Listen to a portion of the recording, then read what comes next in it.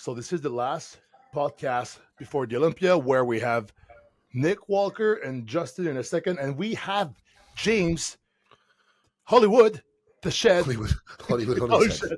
Yeah, I don't know. It's a new name. Hollingwood. Hollingwood. So first of all, look at that. Look at this shirt. Yeah, it's dope. Tomorrow, the new drop. Tomorrow, Yeah, drop. tomorrow. Well, today for those people, by the time you're watching this, it's out. So Yeah. you go on hgmuscle.com, either use Nick's code or my code, and save some money and get yourself a nice shirt to support the mutant, right? Absolutely. Number one, baby. I can Yeah, see the number face. one. I'm looking at Nick's face right now. I'm like, that's a good face. It's funny. Everyone said this is probably the most my face has been sunken in this early. You look 17 years old again, mate. Young and fresh. It's good. Yeah. So, how much you weigh now? Because you held on to a good amount of size. Yeah, I'm When you not. prep. I'm not talking about my weight. Okay. No It's a disclosing. secret? Weight means fuck Oh, all. right. Yeah. Yeah. No, it means fuck all, but just comparison to before, his weight early in the prep, he was like, even though whatever his weight is, he looked so much bigger than before while holding on to the size he got. Like as the waist was smaller, it was just a really new and improved mutant. He keeps mutating year after year. I just think that one thing we did this off season that really helped us prep was we didn't kill food. We didn't feel like we had to push the food extremely high. Other stuff, other supplementation, we didn't really go crazy on whatsoever. I would say probably did like a little more than a TRT dose the entire time, pretty much. So we didn't really push anything, but like the new training that I was doing with, Jared with the RP strength, I just think it really allowed me to pull back training, but add frequency, if that makes sense. Yeah, sure. And I just think that it also kept me leaner. Allowed me to grow faster. And then, I finally got the CPAP, which I think helped my recovery and everything tremendously, which has helped me this entire prep. So I just think, without overdoing everything this prep, it's allowed a better look going into this. So I think it's almost like if you can have everything running close to, the end result was better than if something's overboard and something's not there. Yeah. Do you know what I mean? So it's like getting everything calibrated and working well together. And it's funny, and that was one thing like I expressed to people because, I think the highest I got was high. It was that high 290s, I would say, but I was still very, very lean and quality. And everyone's like, "What are you doing?" And I'm like, "Nothing." Well, like it's just you let the body do what it wanted to do, didn't you? I did. I literally just determined how I felt day by day. I want to be honest. Like if I woke up and I felt like I would either just not train or just kind of just lower the intensity a little bit. And it's just like when you are really that in tune with your body, you'll be surprised what it could do. And I think in doing that allowed me to be able to kind of push harder in terms of training and things of that in prep, which is allowing everything to just run very, very smoothly. Like this is knock on wood so far. We got 2 days left. I don't want to jinx it, but it's probably been a very, very smooth prep. Yeah, man, it shows, and I just what you say kind of it just makes sense. I know like people think bodybuilding's about going like gun ho, but it's not. It's management. I think it's more about managing everything. That everything's like we just said. Nothing needs to be like in the red as long as everything's running, in that nice green zone, and it's all working together. And again, listening to your instinct as well. You've been doing this long enough for you to know if you're waking up and it's not going to be your best days. There's no point training. I agree. Just looking at some obviously some Crazy images shot right here, yeah, man. So it's crazy how sometimes it's like you said earlier, James. It's like a point of diminishing return sometimes where you overdo things. But I think when we're younger, we kind of have to go like crazy in our head and just push ourselves to reach the limit. But I find later in our career, even though Nick's career is still like starting, I'm only 29. Yeah, exactly. So you don't have to do as much in the off season or as much to maintain. It's like the muscle memory is there. It's like if you've been training I for think 20 in the years, beginning, yeah, I think in the beginning, the reason like you kind of need to go intense is to know if you actually do want this. Like there has to be a level of commitment shown, No, and then after I that, agree, and I think and I'll tell you this, to be honest, maybe now I push a little harder because I feel like the deeper I get in prep, the harder I push. But my entire off season, in terms of the training frequency and things of this nature, and how I was doing it with Jared, there probably wasn't one set I took to failure. And, but that's only because I know what the ultimate failure looks like. So I'm able to contract the muscle so hard during a set to where it's like, I don't have to go that dark right now in this moment. absolutely. And a lot of people are like, oh, well, you train to failure, or, that's how you grow. Not necessarily. If you know what failure feels like, you're able to stop just shy of it and still get everything you need out of it without overly taxing your body, For sure. and still probably getting the same result, in my opinion. I really agree with that. I really agree with But that. you have to be able to connect with the muscle as well to know, but also you have to know if true failure actually feels like in order to train in that fashion. Yeah, because like you say, if you don't know true failure, you don't know when you're close to it. So Yeah, because you like have I've that seen experience, people that'll stop like 6 5 reps sets short. shy, and it's like, no, that's not it. And you'll notice actually with body parts for certain individuals as well. I think like if someone has that kind of connection and understanding of that body part, normally it's a good body part. I think with yourself, you've developed such a good connection with all body parts, then that's why it shows, your entire body is developing at the rate it does and how well it does. Yeah, and it's like legs, right? Like for me, I know when I start shaking, See that? kind of when it's done. You know what I mean? When you get to that shaky, and that's in prep. I'll be like I said now because I'm we go to dark places in prep. I'm like fuck is shake galore, motherfucker. But in the off season, I really paid attention just to prioritizing recovery. So once that one rep where I would start to get like this, I would just cut it. But I was able. But the thing is, again, like I keep emphasizing, because I think it's very important. You have to just know how to connect with the muscle so hard that you're able to kind of just stop when you feel that way, Yeah. A question for you as well, Nick. Obviously, you said that frequency's up and volume was slightly less, perhaps. Was you doing multiple sets in that fashion? So would you be able to go close to that failure and maybe do a couple of sets, 3 sets, or was it like a set done and move on? Or my off season, James, I did no intensifiers, and I did 2 sets per exercise. Perfect. So, for example, like a push day, I would do 3 exercises for chest, 2 sets, 2 exercises for shoulders, 2 sets each, and then 2 exercises for triceps. Sometimes 1 set for that. Wow, that's nice. I like that.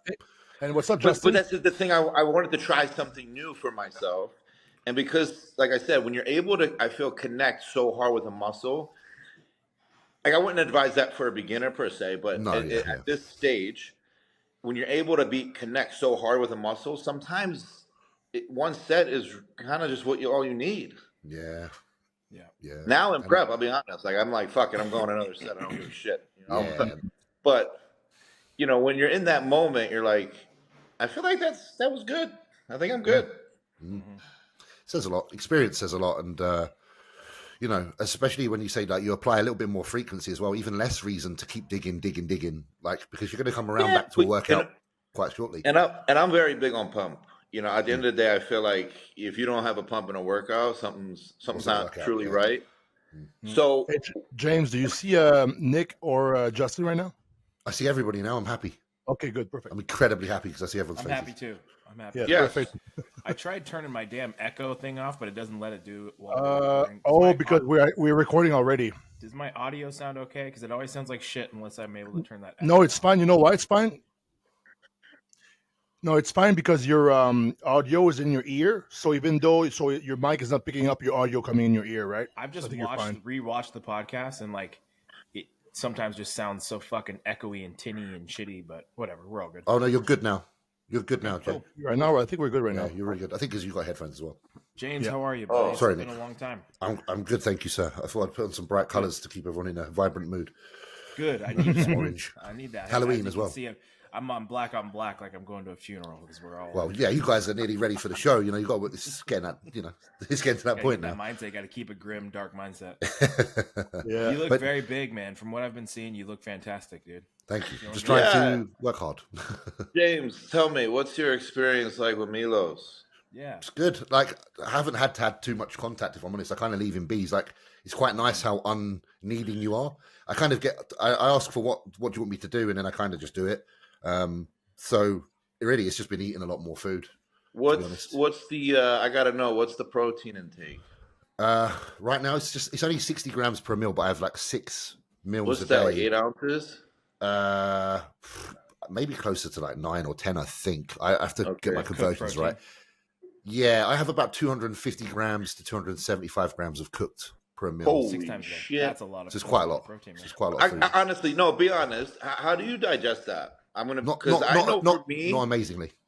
I was gonna say, I know for me, bro. Like I could probably do that for a few days, and I'm like, all right, this ain't working. Yeah, off season when I'm pushing food, I feel like 200 grams of cooked protein 6 times a day, or 225 times a day is usually. I always responded better to a little bit of lower amount, like Justin. Yeah. Right now, I mean, I could do fucking 300 grams cooked protein 6 times a day. Yeah, you definitely could, you boys. Now, I think what it is I have to kind of push it for a time, and then I have to come back and give my stomach a rest. So I had a call with Milos yesterday, and I did say that. I said my stomach is not happy now. I was like, because I know when you worked with Patrick pulled the food down he was very low, correct? Yes. The protein was a lot lower. I was eating like probably 180 grams, maybe cooked weight per meal. Yeah, see, I don't know, man. I'm okay with that. Yeah, I like that. No, listen, I way prefer that. But I do know. But I do feel like there's a look that comes with a higher protein diet. I mean, there's a lot of hardcore, like I know Chad Nichols is a high protein. Yeah, I think the older school guys are kind of like really, really high protein. And I know Matt kind of follows suit with that. Matt's more of a high protein guy. But listen, Matt gave me 200 grams of cooked protein 6 times. The thing with Matt, which I can appreciate, Matt has the old school method. But if you tell him straight up, this ain't working. 100%. They'll just change it. Like, all right. He listens to the individual. Matt's not like dogmatic and stuck in his ways. And I know for me, which I'm sure James maybe too. I know Justin. Yeah. I respond better to a more moderate, higher carb, higher fat like type of diet. Yeah. So where like digestion wise anyway. Yeah. And everything kind of, if I go really high on the protein, even if it's high protein, low carb, like just high, I don't feel good. It just doesn't work. I think it's quite a lot. It feels quite stressful on the body for sure. Protein's very slow to digest. Exactly, and that's the thing. And then it's like a juggle of, okay, so what protein should I use? So I'll be honest with you, I use a lot of white fish now because it's obviously very light. Yeah, and then I use a lot of Pepto Pro, which is hydrolyzed casein. Like Milos is not very picky with the sauce. He's like, obviously, he's like, get the number, and I'm very. I like food. Yeah, I do until I was eating this much. Oh yeah, I bet. And then I was like, okay, if I can do Pepto Pro on the odd occasion, I'll do that. That's usually the consideration is appetite. The only time I'll really want to swap in like a whey protein. I'm a foodie, guys. I believe that food is the best thing, and you can't beat food. I think food's better than some anabolics. You know what I mean? Like, let's be honest. So I prioritize food over everything, and if I could, honestly, eat this much, I would. And the only reason I'm really willing to eat this much is because I think at my height, and I don't have the musculature that I'm trying to obtain. So I don't know what else to really try. So, it's one of them. Yeah, I think you've earned this spot where it's maybe you want to try something else and you're going to give it. I just have to, boys. It's like I've got to a point where I know I can get to a certain weight, but I haven't been able to acquire the tissue that I'm trying to. And it shouldn't be a case of, okay, more drugs or more this, more that. So it's another run. I'll try. If I get this off season successful, we'll know next time I compete. Well, if it's not, then at least I know. When it comes to drugs, obviously this is part of it. How is the approach with insulin with Milos? I know he loves his insulin. Are you nothing I haven't actually experimented with before? Just like pre-workout. The biggest nuts. Yeah, because I did it with like Phil Viz back in the day. We did some insulin protocols which were pretty bog standard. Yeah. I actually learned to use insulin when I was quite young because I actually approached a pro in England called Eddie Abu, who was the insulin guy in England. Okay. So back when I was like, I don't even know what age I was, but I learned to use insulin. I used it way before I should have. But I had an understanding of how to kind of use it, especially peri-nutrition, you know, around training. So I had a period of using it, and then I had a long time where I didn't. And then I've kind of just gone back to using some because of Milos. So yeah, well, I know Milos is kind of typecasted the insulin guy. It's just he is, and he would say he loves it. Yeah, he loves it. Yeah, and I think it you know, like pragmatic use of it. I get his ideologies behind it. Matt personally, he doesn't use it. I've never used insulin actually. Have you ever used insulin? No, and a lot of people don't. I know. Yeah. Neil Hill doesn't like it. I've spoke to Neil a lot of times. Patrick was very moderate. Like he might say, peak off season, maybe 5 IUs here and there, and that was it. And then as soon as you prep, no fucking insulin. And what do you think the consideration? It'd be interesting to see how. Yeah, it'd be interesting to see how in prep the difference. You know what he does. I just think it gives the body a different look. That's not. It's not as good sometimes. Not as detailed. Yes, and at the end of the day, like you know, even though I don't have the pretty structure, detail. I'm a big fan of detail. I want to be detailed as fuck. And if there's things out there that you're taking that, you know, in a prep environment will hinder it, I don't want it. Yeah, you know, I hear that. Totally. I can put size on easily. I don't need fucking insulin. I don't need a ton of this. I don't need I will grow. So for me in prep, my main objective is to be as detailed as possible. Yeah. I think the consideration is like if you're a guy who struggles with fasting insulin levels through the off season, you're trying to push food, you can't. Your insulin sensitivity is off, and you could benefit from that spike of insulin, like you said, around that peri-training window. Then sure, it makes sense. But I think like Nick, I've watched you eat 500 grams of like ice cold rice and chicken immediately. If you're if you're physically someone that's very and if you're physically someone that's very capable of handling that partitioning, then you know it's a great thing. My problem is I've probably shot myself in the foot because I started bodybuilding so young, and I used growth hormone young. Probably had a little bit of hindrance. So like you know, me just being honest, I've been doing it a long time, and probably blunted some of my responses just from how long I've been doing it. So I might have probably put myself in a little bit of a position here where I kind of have to do these things, which is unfortunate, and I'd much rather the approach of, like, say, Nick. Let me ask you guys a question since we're on the topic. For sure. This is for everyone. I think me and Justin actually had a little bit of this convo on the side the other day. Mm-hmm. Do you think growth is an overrated drug? I do. It kind of is, but it's just so like, weird. Would you like if someone if let's just say Milo said, you know what? I know he wouldn't because that's not his style, but he was like, we're not using it at all. Would you be like, cool, I wouldn't panic at all, or would you feel weird about it? Yeah, no, insulin and growth hormone, I wouldn't feel weird at all.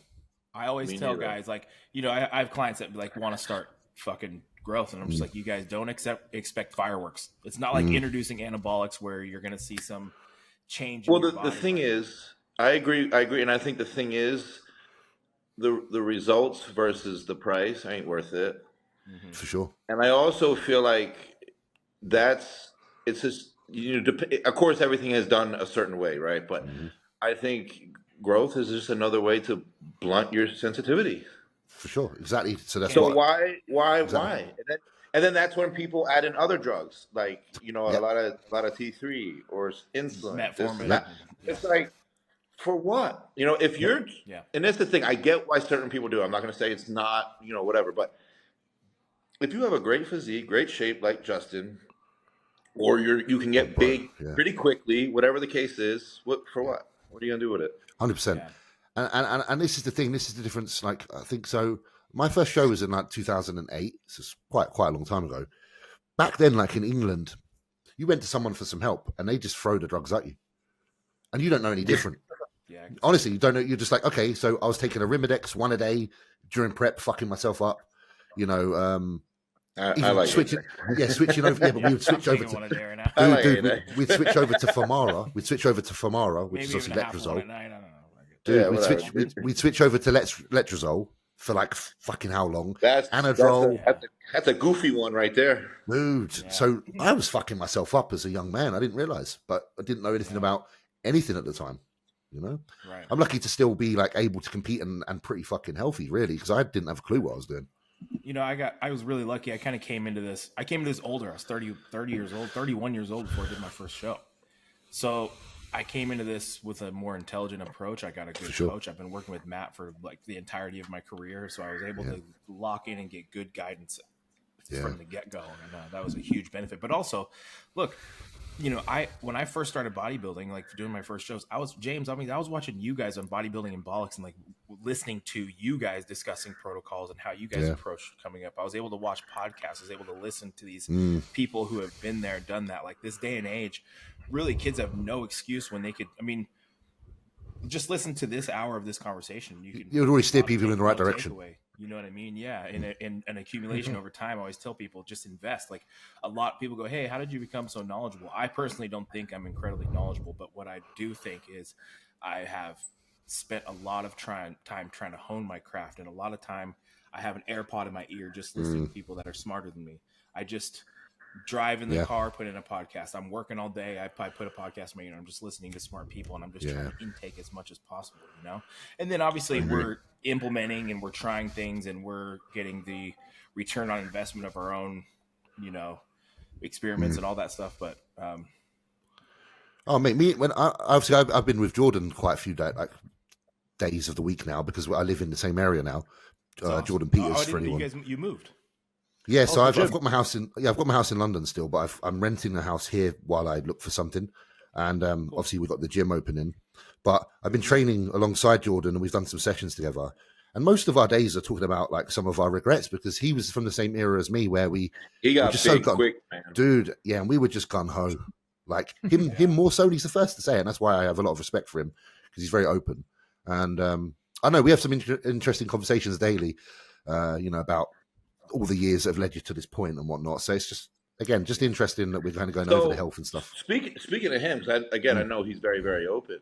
Does he like regret doing a lot of shit that he did to start to get to that side? I think so, and I think so. Because I do think it hindered him to turn pro. Yeah, and he believes that as well. When you look at him, especially when he went down and came back, like he has a great physique. But I think from pushing, the drugs, everything else so early, it just gave him that wide look. It was freaky, but as a bodybuilder, it's not what they want, Yeah, I think the first thing he kind of says to me when he gets like kind of pissed off with himself is like, when I pushed my weight too high, too fast, it blew my waist out. Yeah, and that's the one thing he does like regret. He's like, I was so fixated on becoming so huge that I was willing to do anything, and he's like good for me because we hang around together, and he's like, he helps me. He's like, Jay, don't make the mistakes I make, like blah blah blah. Well, so I was just going to ask you because I just watched the podcast with you, Milos, and I think Chris it was, and you want to push to 320? No, I don't want to, but Milos seems to think that my weight because of my height will go somewhere around there. But I don't care. I don't care if I get heavier than I am now. How much do you weigh? I actually don't know. I haven't weighed myself. I've done like a. And here's the thing. This is the way I look at it. You're whatever weight you are, right? You're not shredded. Yeah. So it's not your true weight. Get softer? So you can still grow into the weight that you're in. Yeah. So why keep pushing it? Well, this is why I said to Jordan. Jordan actually said to me today. He said, "Jay, you've got everything you need now." He's like, "You're not." He said, "What you are, staying around this weight, that's all you need. You just got to get better." So it's kind of this, saying grow into what you are. There's no point getting. I'm not going to push myself to a point where it's really uncomfortable for no reason to have to get rid of the extra weight that you've put on that isn't actually quality. And I agree. And here's the thing, even like with Justin, right? I know Justin, after this, he wants more size. But you don't have to be uncomfortable to put on size. And I will tell you firsthand, this offseason, even though I was already big, I didn't push for size at all, but I got bigger without doing it. Listen, and I was not really that uncomfortable whatsoever. So it's like you don't need to go to these levels to drastically push, new numbers, new heights to get bigger. Because odds are, as we all know, you're going to lose probably half of that when you get in the prep. Yeah, for sure. Yeah.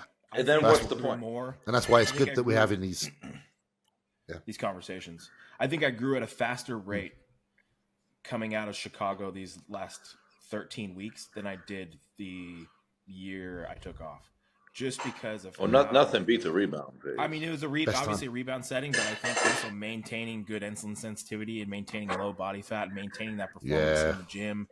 And, like we get heavy where, you're man, it's hard to even get down to the barbell because you're so fucking heavy. You feel like shit. Did you ever try to leg press when you're that big? Yeah, bro. Yeah. So I think training just felt absolutely incredible. And I think I was kind of talking with Matt, and Matt was like, I'm going to keep I was just been getting harder and harder and not dropping weight. Like right now I'm like 7-8 pounds above where I was Chicago. And I'm like markedly better. I'm definitely leaner for sure. Yeah.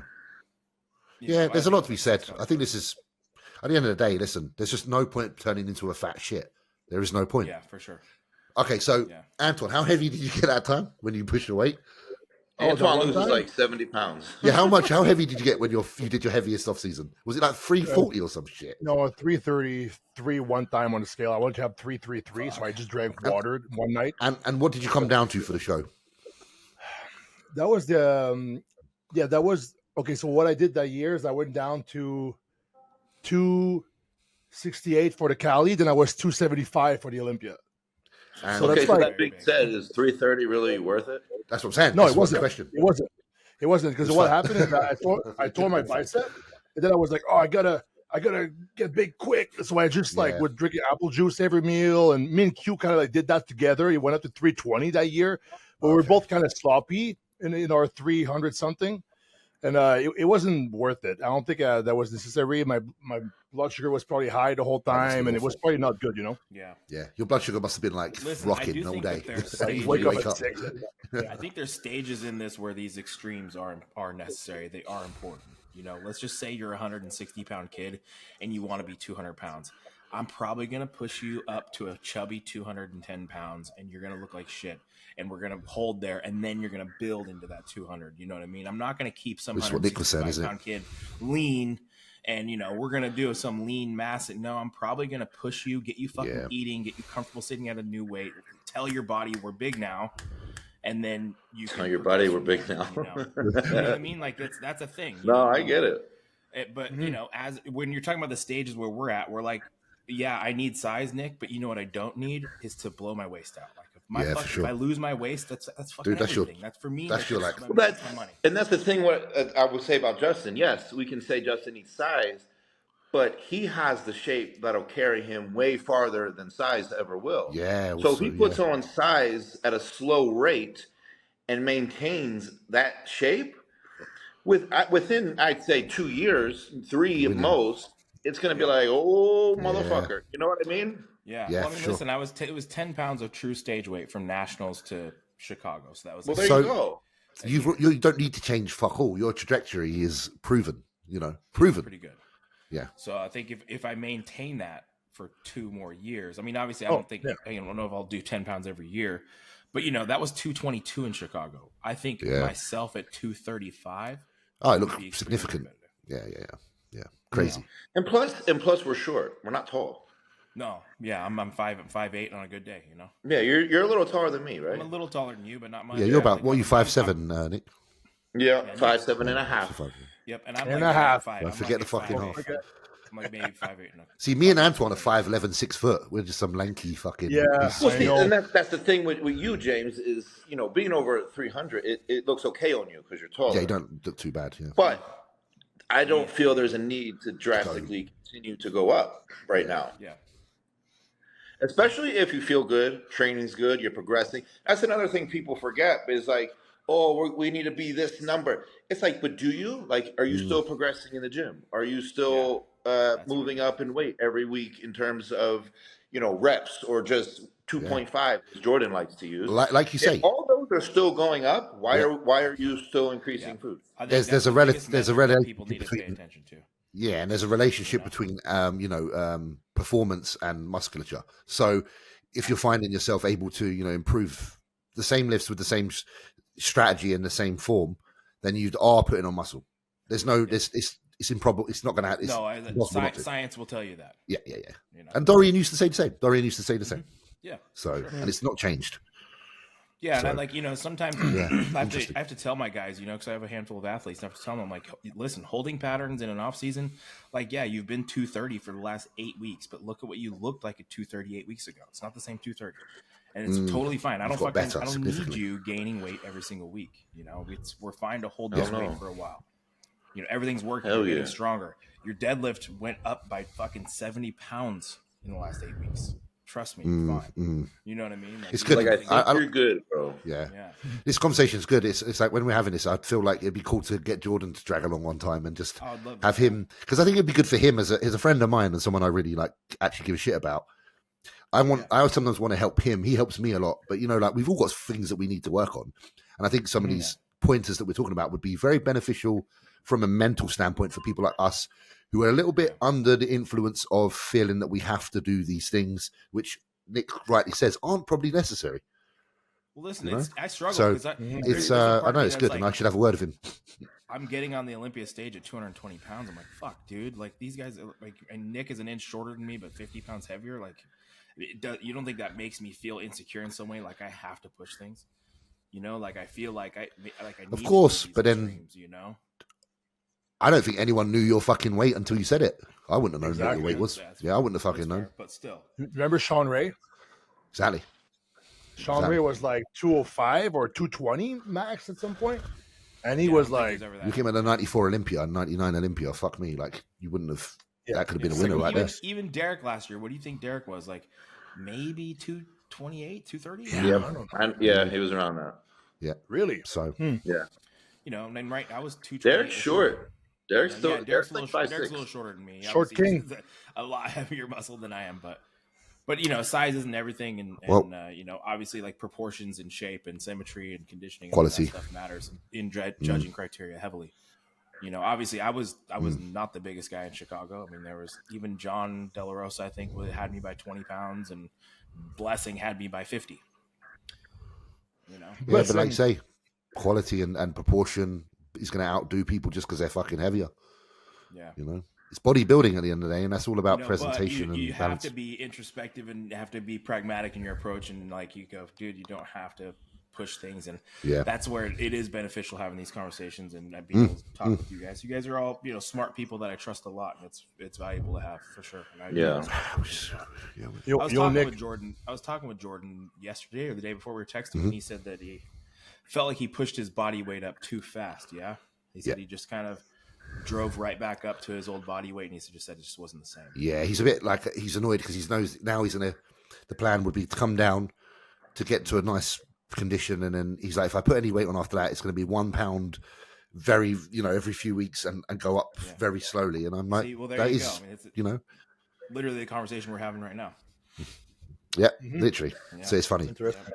But I've been training with him for the last few days. It's been fucking pretty fun, I have to say. I think it's sparked a little bit of a more of an interest for him and for me. How's the gym? I don't know of anybody that really loves training the way that Jordan loves training, man. That guy is so fucking... He does love it when he finds his spark, and he's kind of finding his spark again, which I'm happy to see. In regards to the gym's coming together good, man. I was there today, Nick. It's just like building work, really. Like the electrician's done all his work today. I'm just checking in. Jordan he's just like, James, how's it going? Because he just likes chilling and doing his thing. So I like popping in there because I'm quite like, oh, what's going on? So just had a big mural of Luke Sando on the wall done, and I'm pretty happy with it. But I have to say, like, sometimes they're not the best at doing faces. These guys. You know what I mean? White caps. The face is okay. I'm not gonna like cry. It's probably, but sentiment is there. The guy, Like, well, that and I'm just like, I can have a laugh because I look at it and I think, like, what would Luke think? You know what I mean? James, so, James, you could get a guy to fix it later if you don't like it. Another guy to fix it. Dude, it's not bad. Let me say. So let's say there's a score out of 10. It's probably an 8. The face, the body's probably a 9. So it's cool. Unless there's loads of members coming here saying, "Who the fuck's that?" Then I'll get it, sorted out. But I'm very happy with it, and it's nice to have. I have a little canvas of Luke hanging in my gym. I think a lot of gyms do, actually. You had quite a big influence, didn't you? Him doing a front lat spread, and everybody thinks it's me. It's so stupid. Oh, really? You look good there. I'm like, the beard was really good. Is it one where you had a shaved face or a beard? Gauges, no, big beard, gauges. Yeah. Stupid, but pretty fun. Yeah. So yeah, that's that, and then just equipment, waiting for equipment to arrive. Really, boys, just got loads of stuff coming, so I'm really excited about that. You know, it's all your usual suspects. Man. You know, your Prime, Nautilus, Atlantis. You know, it's just all the stuff that we kind of know and use. But any of you got any particular equipment that you really, and if any of you guys have any equipment you really like, man, always let me know, and I'll be happy to try and get some over here because I see you guys use some different stuff. You're in contact with Dorian, right? Yeah, I can contact Dorian. Yeah, he has his own line coming, doesn't he? Yeah, he does. But I mean, like, if we have like I wish you would have came here to our gym just to visit one time, because you would like all the cool stuff is there. Yeah, all the cool machines are there, and you can like pick and choose like what you want and get ideas and stuff. But don't be afraid to message him. Different chest presses. I'll make sure that I come over and see you guys hopefully in next year. Obviously, next year is next year. It's not far, so I'll be over. You know what you could do, James? You could come for the last the Arnold 2 weeks of the Arnold, and you come train with me, and then we drive down. Me and you will place next to each other again at the show. Exactly. Oh, that'd be sick. So obviously at the Olympia, me and Antoine like literally placed next to each other at the Olympia, two bald geezers. Yeah, that was. What do you guys think about that top 3 change for who qualifies for? I'd like to know what Nick thinks, because Nick's obviously a high level bodybuilder. What do you think, Nick? So, it's my honest opinion. I think it's cool, but I don't think it should have been done right now. A bit too thrown out there too quickly. Yes, like to announce that 2 weeks before we're all about to hit the stage is kind of like pressure. A little bit of a daunting. Yeah, I think if they were going to announce it now, it should apply for next following. Year. Yeah, I agree. I agree. I think. I can see that. I think it's cool though. It makes things more competitive, like in that state, which is cool. But to do it right now, I don't think it was cool. I think stuff like that. Like, there's no need to really announce anything that could be a slight dampener on anybody pre-show. You might as well wait for anything like that for after. Yeah, I didn't even consider that, man. But yeah, you make it very. It's just one of those things. It may not be intentional, like negative, but it's still not a positive for many people. It's certainly not a positive. Yeah, it means a lot of people are like, "Fuck, maybe blah blah blah and all this shit." Like, if you're top 5 Olympian right now, some of the guys are probably like, "Oh, what if I don't make my top 5th spot? I get my 1st spot again." Do you know what I mean? So yeah, now it's like, oh fuck, now I gotta get top 3. I need top 3 now, motherfucker. Yeah. But as a fan, it's way better. It is. Sure. So that's the thing. No, that's what I said. Like in a competitive state, it's awesome. Annoying. But I think to do it this year, to announce it literally like under 2 weeks before I think it should count for next year. That's just my opinion. It's a bit different if they announced that the prize money was now 600,000. You'd be like, yeah, that's good news. Pass that one on. That can go for this. Oh, I'd be like, oh my god, I gotta win. Yeah, that'd be nice. So, me and Antoine have obviously applied for the Arnold boys. That's fucking cool, did, man. That's really cool. We have never done one, so we're hoping to at least grace the stage. Not promising that we can get a dub like the big man, but if we can go there and represent ourselves well, I think it'd be really cool. Oh, for sure. That's kind of a bucket list thing, man. I think definitely. What I told Matt was like, it's silver lining. If Chicago doesn't work out, I'm going to apply for the Arnold. That was what I was going to do. But obviously, I won Chicago, and now I'm doing the Olympia. The Arnolds are fun. I will say that. Yeah. I feel like most people I've spoke to that have done the Arnold seems to like really have nothing but good things to say. Yeah. I've never. It's an overall it's a great show. Yeah. I enjoyed it being there. Like, I've been there a couple of years now, and I like the space. Yeah, I like it. Yeah. So it's very cool. Be interesting. Yeah. I wonder when we're gonna get our confirmation. I don't know, Nick. You've obviously before you've applied in previous years when you had never to. applied. Oh, you did. Yeah, sorry. Actually, I'm forgetting now. Me and you are just mere mortals, and I'm forgetting how fucking good people are. I know. Shit, man. Imagine being like that good. Imagine like shows messaging you and being like, "Motherfucker, please come do a show. Please, Nick, will you please come take our money?" Damn. Bully Cruiser prize, $100,000. So Fitzwater applied as well, didn't he? I think that's his plan. I think so. Yeah, I spoke to him. Yeah, he wants to do it. That's cool. Yeah, he's a great bodybuilder as well. Honestly, he's very, very, very good, and he took that entire year off. I'm excited to see what he looks like when he comes back. He's very good. Listen, I think Martin's a good guy, man. I hope he can just keep his head on straight. It's the head. He's a little fucker, Because he is a good bodybuilder, and if he just fully awesome. Tunnel vision, he could be great, man. For sure, dude. Yeah. Wait, what happened? He definitely has the tools. Oh, he's just mental, and he gets a bit angry in that. Like, I've been with him backstage, and I'm like, chill, but it's all right, bruv. Don't worry, mate. Online cool. too, or just backstage? He's a bit of a recluse. He's said some controversial. I think things. Things just bother him when they shouldn't. Yeah, but it's just being young. Just don't let things bother you when they. Yeah. I think. I mean, what is it? How old is he? Like 25 or some shit? He's very young, bro. To look like that at age. Yeah. Wish I did. He's a few years younger than me, I think. Yeah. But he can hang out with him. I like Martin. Well in the sport. He's well alright. He's well alright. Yeah. So I don't know when we find out. I think from my head, I think it's like December, which is feels a bit late. But how many weeks out? It's 19 last week. I think you'll find out by 16. I was gonna say you guys should be like getting ready to start, if not. Yeah, pretty much. Almost. I was gonna say, are you guys starting or? I'm a 20-week guy. I'm gonna do fucking 20 weeks into any show I do. For sure. I like to start quite slowly, but I don't know what like Milos is like. There's nothing to worry about yet. So I'm it doesn't mean like not like I'm prepare cheat meals and like I'm fucking diving into an hour of cardio, but at 20 weeks out, I'm flipping a switch and I'm no longer eating a fucking chip out of the fucking bag of chips that I have. There's no cookies. There's nothing. No shit like that. Yeah. Like if there is any of that little bit of wiggle room in your diet, that just goes at 20 weeks and then you just lock in. I'm 17 weeks, Julie. That's a specific number. 17. You know why? Because I like the first week to have a buffer. So the first week's like a buffer. So like, I forgot to buy almond butter. So you replace with other stuff. So like the first week is like a buffer week, and then 16 weeks out is like as precise and strict as 2 weeks out. Next start then. Nick, do you have like a set time period, or does it just depend where you're sitting at? Like if you're looking like you only need a certain amount of time, because you're always in good nick. I'm like Justin. I'm a 20-week guy. Okay. So I should be dieting then. Now I'm gonna diet. Like it doesn't get like serious until 16, maybe 12, depending on even how I look. Like you said, but I like to have the switch flipped more at like 20. Yeah. Yep. I hear that. Well, it's like guess it lets you get into that mindset of what it's about. Off season, it's like my folks are having a meal off or something, and some holiday or something. You'll go, okay, I'll have another off-plan meal right now, or whatever. But like when that 20 weeks hits, that's when that stuff is just a non-negotiable. No more. Yeah.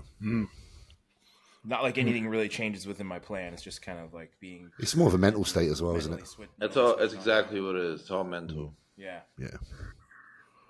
Well, it's going to be interesting. So what are you guys planning for the rest of the year? Because I'm assuming both of you would like to qualify for the Olympia, and you'll be ready as of April. So I'll maybe do the Detroit because that's like in April. Oh, Fuad's show.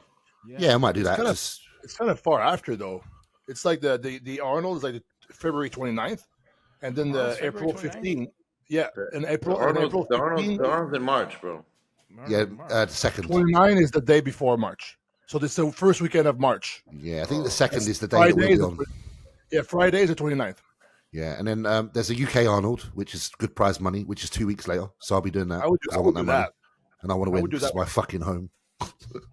Unless any of you guys, if Nick or anyone comes over, I'm fucked. But try not to come over and let me have my moment, yeah? Well, I'll see how I'm feeling that day. Yeah, because it's easy check for you, fucker.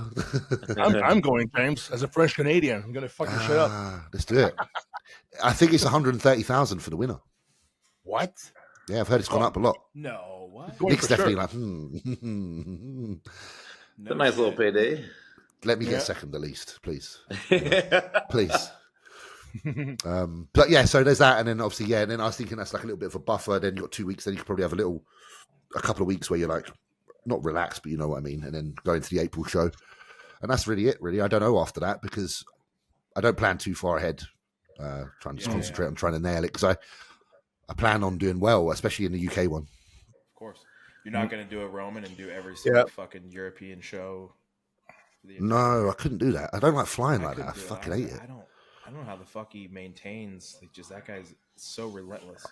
Bro, I can't stand food shopping in like Europe because they just don't have the food like that you want. Terrible. It's shit. It's always shit. Terrible. England's great. America's great. Got everything you need. But any other Canada's very good as well because it's like the same. But go to Europe and you're like, can't even translate what the fuck's rice. I'm like, where do I get rice from? Can't even find rice half the fucking time.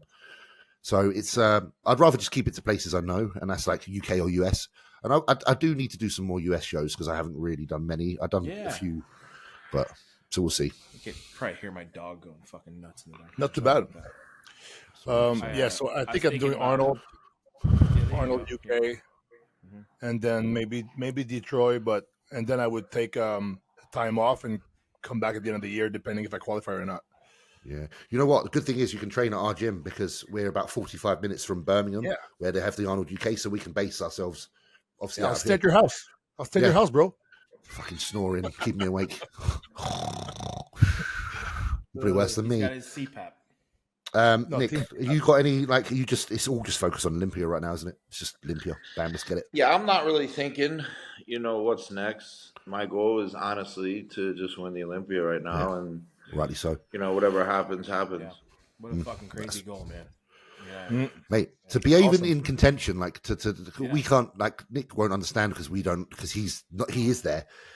To even be able to say, I'm going to this Olympia, and I can win this motherfucking thing.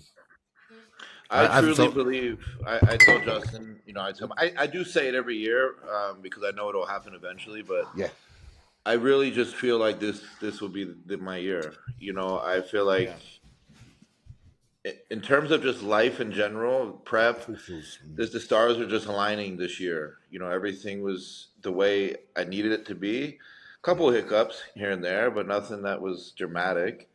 But this has probably been like a very smooth year for me, and I have, Maria to thank for that as well. But, everything I just think has been very, very good. And I just feel with the way I'm looking, what I know, how I know Matt's going to peak, because, knock on wood, Matt don't miss.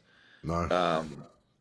I'm very confident that we are going to have the Arnold conditioning with Olympia type fullness that, well, that's all they asked for, isn't it? That's all they want.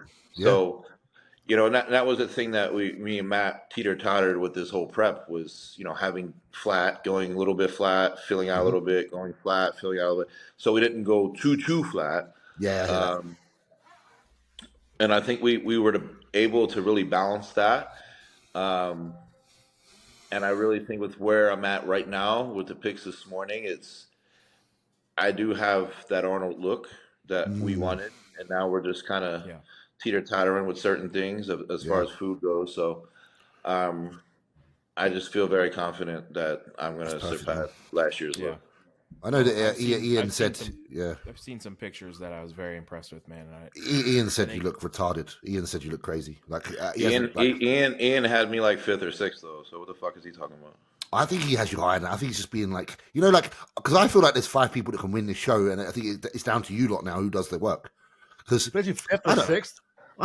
I don't know who's going to listen. 5 people could win, but who's the bodybuilder that's going to fucking who's going to actually go there and nail it? And like the thing with bodybuilding is it really just comes down to that night.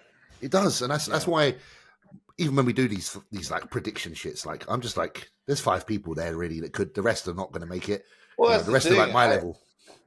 I've seen people, who are like a week out where you're like, he won. And then you see people a week out where you're like, I don't know how he's going to do. And then they end up winning. Yeah. So it's really just comes down to that night. Yeah. And everything before doesn't, like, all that matters is just who's concentrating daily. And when you get to that point, who's done everything they should. And that's fucking it. I think mindset is such a tremendous fucking factor in this, man. Yeah. And, I think your self-belief is a huge contributing factor as to your trajectory in your bodybuilding. For sure. I think if you maintain that, man, you're going to do good. The body follows with the mind things. Dude. And I'm not trying to get all Kai Green on you here, but no, it's true. I firmly believe if you wake up every morning like, I'm going to win this motherfucker, I'm going to win this. Even if you don't, your body is going to register where your mind is, and you're going to surpass the look that you had last year. Yeah. It's like, I know Justin wants to crack top 10. If he sets in his mind, like, you know what, I want to be 7th. 7th is the goal. My first Olympia, I want to be 7th. Even if he doesn't get 7th, say he got 8th. Yeah. Because of his mind. He wouldn't go 8th without thinking that way. Yeah. He looked better than he did at his last show, and he was almost there. So I just firmly believe your body goes where the mind goes. Yeah. Yep. Basically, Basically, there's no point not fucking believing because the belief will get you higher than you expect. Like the belief will get you the furthest you can go. You ever walk up to a barbell and think you can't lift it, and then you do? Yeah. I haven't. If I walk up and I think I can't lift it, I'm usually right. What I'm saying is, if I walk up and I'm like, I got this, fucking 10. Well, it's like I remember. You know what I mean? It's like years ago. I remember when, I trained with Matt. I psyched myself up all week to dumbbell incline press 225-pound dumbbells. Like all week I psyched. I'm like, I'm gonna fucking and I did it for 6 reps. Yeah, that's insane. By the way, never touched it again in my life though. The job got done. The job got done. I don't think anybody. Most people. I mean, some people comprehend, but like, Jesus Christ, you ever seen a 225-pound dumbbell? It's like this. Pretty big. Dude. It's widescreen. So crazy, dude. It's nuts, man. Yeah. Yeah, I got a funny story about that actually. So I had the deadlift contest, right? And this one guy wrote 485 for his second attempt, his PR. He wanted to go for whatever. And then I said 585. So they put 100 pounds more than the PR they wanted to do. And then the guy lifts it off the floor 1 foot. Then puts it back. And then I'm like, oh shit. Sorry, bro. I put 100 pounds more on the bar than you said. And then after that, he did like a new PR about because everything felt light after that. And then he was like, fuck, I can lift almost 600 pounds off the floor a foot. Then he was like, his PR was like super high after that. A way he never done before, just because he thought it was lighter, that he could do it. But it was actually way heavier than he thought. If there's anything to take from that, then that just shows you that the mind does what, like Nick was saying, because he mentally was in belief that, okay, this can move. And then it moved, even though it was heavier. So just don't fucking neglect your mind, innit? I suppose people just make sure that you do. Well, I think that conditioning, man, and I kind of talked about this a little bit before, but like my logbooks in my phone, I have logbook that said day 1 of winning my pro card. And so like every time I logged my lifts into my logbook, it was like a firm reminder. And then I had one that said day 1 of winning my pro debut. So every time I logged my fucking lifts into my logbook, it would say day 1 of winning your pro debut, winning pro debut. It's just like a constant fucking reminder. Now I have one that says day 1 of placing top 10 at the Olympia. So every time I log my shit in my phone, it says top 10 at the O. It's just like it's small, it's minimal, but it's just like this constant reminder where like, don't fucking forget, dude. You know what you're doing here. Yeah, because there's the odd day where you don't want to catch yourself slacking on your desires and your passions and your goals. Yeah. So if you've got it written down, that reminder is going to put you back into that. That mindset should remain because you know what your goal is. Yep. Every time I go through my phone to find that logbook to enter my lifts, I have to click on that. I have a cool question actually for Justin and Nick and James also. So when I was prepping last year for the Vancouver Pro, the fact that Ian was competing there, he was like the guy I was thinking about. Like every time I want to slack up in cardio, I was seeing Ian was like not doing that. And in the past, I've actually like put like printed pictures of bodybuilders I was going against. Picture of Ian on your bedroom wall. Like Drago and Rocky 4. So just having a guy to go against in my head really helps, and it's really motivating. That's why when he retired, I was kind of sad. I was like, "Oh fuck, he retires." He was don't get a chance to go again. I know. So like, it was motivating me to know that this guy's Canadian and he's better than me, and I gotta chase this guy, right? Do you have a guy in your mind like that you're kind of chasing and you want to beat? Is kind of like your nemesis in your head, like a little game you're playing, or there's nobody? No. I never had a nemesis, but I was motivated by like the Asher being from where I'm from and watching. I've known Nathan for a very long time, and I watched him win every class of the British before he turned pro. Then I competed against him in the overall when he turned pro, and he's always just set a benchmark for us over here. So he's been very motivating. And in Samson, I kind of use a little bit as well because like I've beat him quite a few times. Yeah, and then I've seen him like progress, and I'm like, I'm not going to let someone, not going to let someone, but if he can progress, I can fucking progress because we're all fucking human. So that's kind of that's the two people that I have an opinion on that helps me, but it's not like I say, I'm not like possessed by it. Justin? Makes sense. I think for me, it was my rookie year. I just needed to know that I could stand next to these guys and win. And I did that. I think it was just, as much as, you know, you can look at Instagram photos or look at how you looked on an amateur stage and assume that you can do well, like I needed to stand next to these fucking big open guys and win. And I did that, and it was fuck, it meant a lot. You know what I mean? So it just was a huge confidence boost. Now I get to go test myself on a completely different stage with the very best in the world, you know. So I'm excited to do that. You know, I don't have any specific person. Well, you had Brett. Brett was the guy. I was gonna say I was excited to stand next to Brett. Yeah, that would have been fun to see. For whatever reason, I just felt like I could compare well with Brett, and I know Brett. I just respect Brett for like where he's at in his journey, and I kind of felt like him and I could battle out would be a good comparison. But have some fun, like actually create a little bit of like, you know, a fun. Yeah. It was like just like a friendly rivalry, but it was just something that, you know, we would text back and forth, and I was excited to compete against him. Nick, what about Samson? You don't think he's the type of guy you could think about when you do cardio or Hattie or no? Nick's different machine, I think, to most people. Yeah. Nick already won. Yeah. In my head, I'm a winner, and everyone's behind me. I don't think about it. Yeah. I love that. Yeah. You need your own gym one day, Nick, and just have all your quotes on the wall, and everyone will be well motivated. They'll just be like, "Fucking hell." Well, here's my thing. You know, I feel like when you start thinking about other competitors, you're giving yourself up. Simultaneously start to play their game.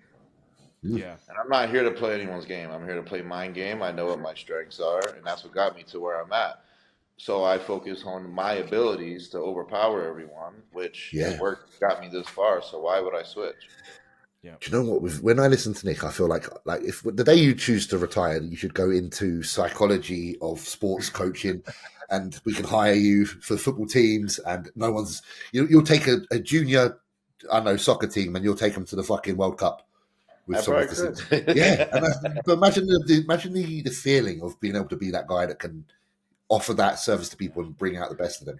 Because you bring out the best of yourself. Well, I do, because I always say if you need someone else to motivate you, the same for you, man. Like every morning you should be motivated by your own goal. You don't need this is my competitor. Nah. It's cool. It's cool to think about once in a while. Sure, like, you know, you see him, he looks great, kind of empowers you a little bit. That's fine. But if that's why you're working harder, this shit ain't for you, man. Yeah. No, do you think it's okay?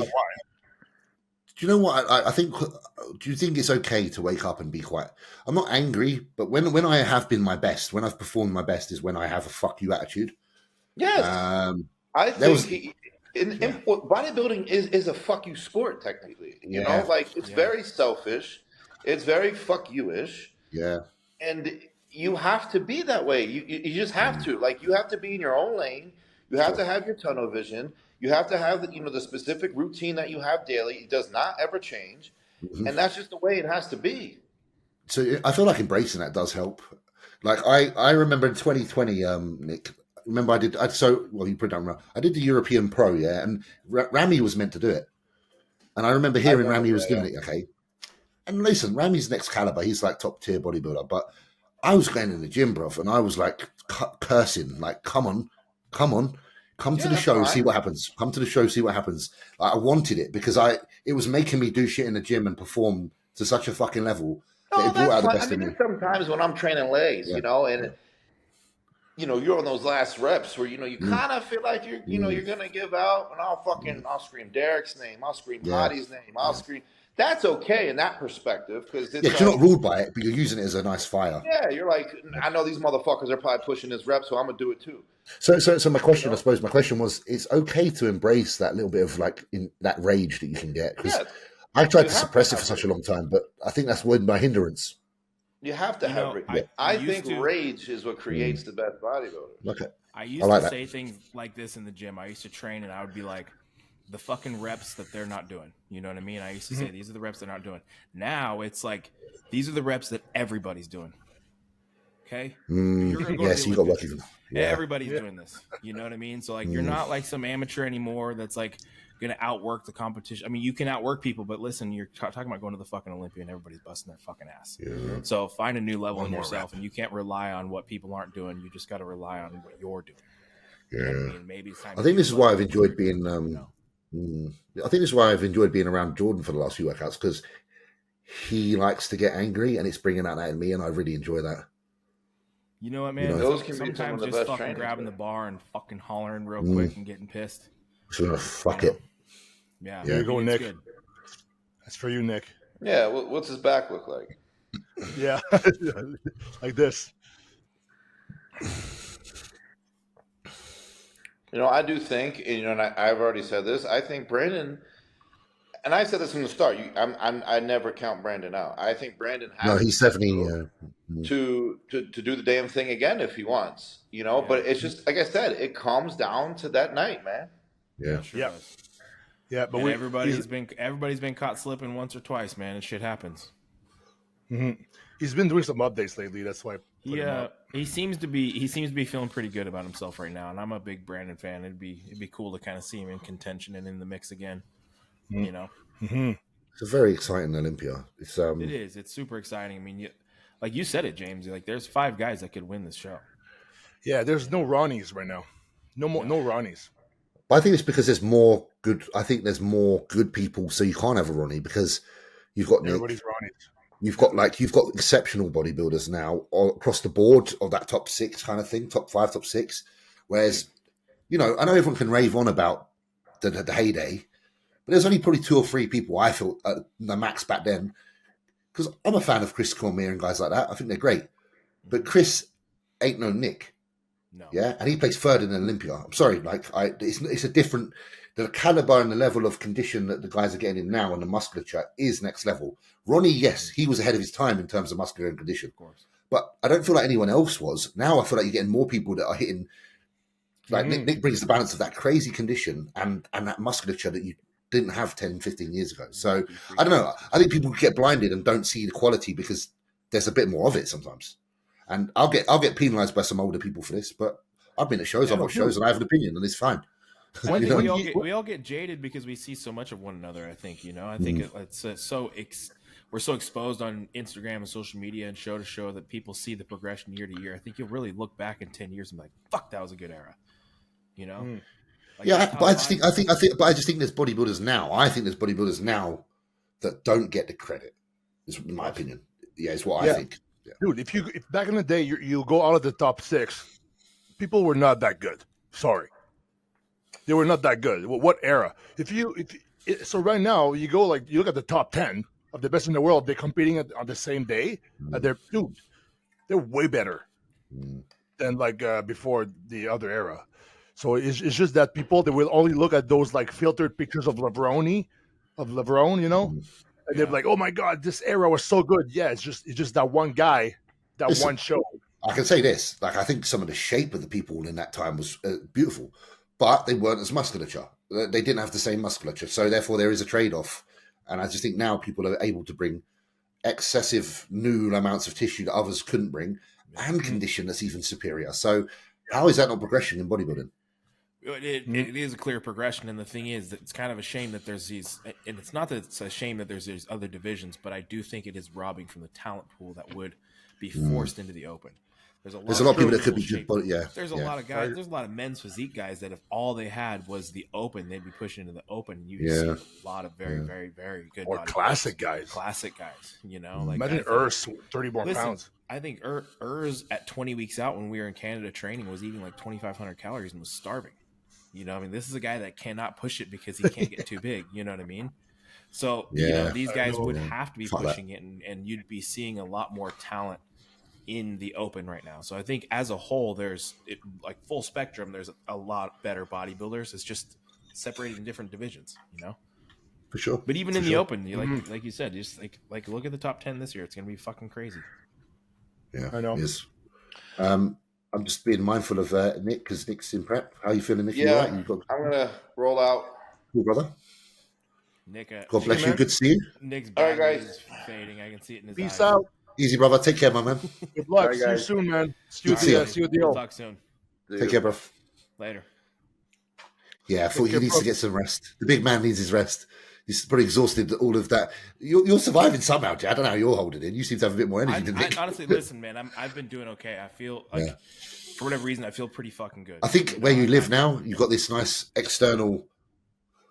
I think that's honestly really stimulating and making me fucking happy, dude. And I think that these positive things in my life. I'd be with those views. Like, I sit out and have my cup of coffee and look at this beautiful view every morning, and I wheel my bike out and I do cardio out in front of this crazy view. And, I walk down and check the mail with my wife, and the fucking view's spectacular. And we're up here and it's so much privacy. Nice. And I've been able to just kind of devote just myself to this prep. And Jasmine's also prepping. So like the house is just very, very You're both in order. Regimented. We're waking up at the same time. We're going to bed at the same time. We're both eating our meals at the same time throughout the day. Synergy. At the same time. There's so much synergy, and like it's just very smooth, and none of we both have the exact same thing on our minds, and we're committed to this, and it's that helps, man. That helps because, like I say, if one of you if you ever found yourself slightly off, the other one just kind of brings the other person back. Yeah, your reasons become clear again. The other person that says, "Remember why?" And you're like, "I remember why." Do you remember why? I remember why. I have 2 bikes in the garage. And we both do fucking 45 minutes of fasted cardio every morning right next to each other. And then we both... I wish Yannick would fucking do that. I've got 2 bikes here. And then we go and we both do our evening cardio together. And then we come, we shower. Dude. And then we fucking go watch our TV shows. And then it's like, are you ready for meal 5? And I need you to reach out. I need you to reach out to Yannicka and say, use the other bike with James. Don't be a lazy bitch. Because then it'd be good time together.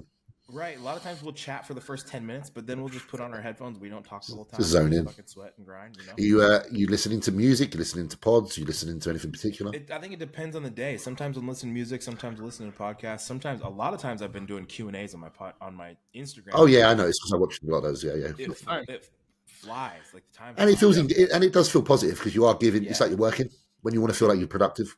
Yeah, it feels good. Honestly, it feels like I'm actually doing a little something and helps pass the time, and I get a lot of positive engagement and get a lot of good feedback, and people seem to enjoy it. So I've been doing that. Absolutely. And I think it also helps my mindset. Like, perfect. Sometimes you can just you spend 45 minutes on a bike, and sometimes you can just maybe go to a dark place, or you can just, your mind can go a million different places. And sometimes just like that constant engagement can keep you, focused and fucking ripping and so it's been helpful. But I feel really good. I mean, I'm 10 days out. I'm tired. Don't get me wrong. I'm hungry and all that good stuff. But all in all, you kind of like that feeling of being tired, though, because it kind of lets you know you're doing the work. Because there is like an insanity to it, isn't it? Like you're like, this is so I'm fucked, but it's so good because I know that I'm giving myself to something. Last night on the bike, I was just telling Nick because we were chatting, and I was supposed to do 30 minutes in the evening, and I hit 30, but then I just started feeling like I was going a little hypo. So shaky, right? So I just ripped another 5 minutes because I kind of wanted to feel that. I wanted to get a little dizzier.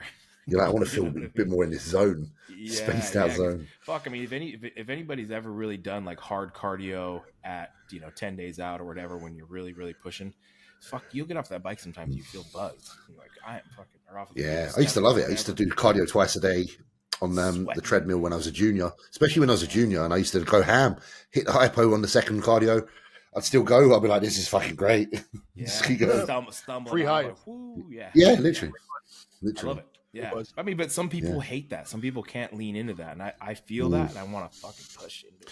But then, the people that, because, a lot of us, I entered bodybuilding to feel different, to be different, to feel different. So I wanted those sensations that weren't normal, because I was like, this is a part of not following back then, not following a mold, because I wanted to just... Yeah, of course. And I think maybe even subconsciously, I'm still chasing a little bit of the abuse that I got riding BMX. You know what I mean? I think you can attest to that. Like, action sports is hard, and you're riding, when you're at the skate park, and your elbows are skinned up from the concrete and your knees are beat up, and you're trying tricks all day and you just come home battered and beat up. Like, there's so much satisfaction in that. There's these battle wounds, and even if it's just internal, it's just fucking scarring and healing and growing, and you just start pushing yourself. Yeah. And I think there's still a part of me that kind of chases that a little bit within my approach to bodybuilding. I think I want challenges. Well, there's challenges, and there's also life feels pretty flat if there's no sensation. Yeah, and a sensation, be it painful or joyful, they're all sensations, and they're kind of required in order to live what you consider a full life.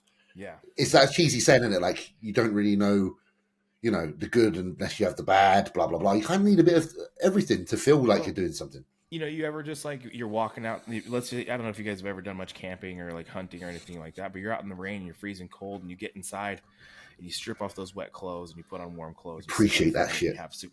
You can't appreciate sitting there warm in a house unless you're outside fucking cold. So the elation that I haven't had that after that elation that comes after that hard session of that cardio, like I need to push hard enough to where I felt really fucking terrible when I got inside and I sat down with my food and my hands were shaking and I was eating that tiny little bit of food. I couldn't enjoy that food the way I'm enjoying it if I didn't attack that cardio the way I agree.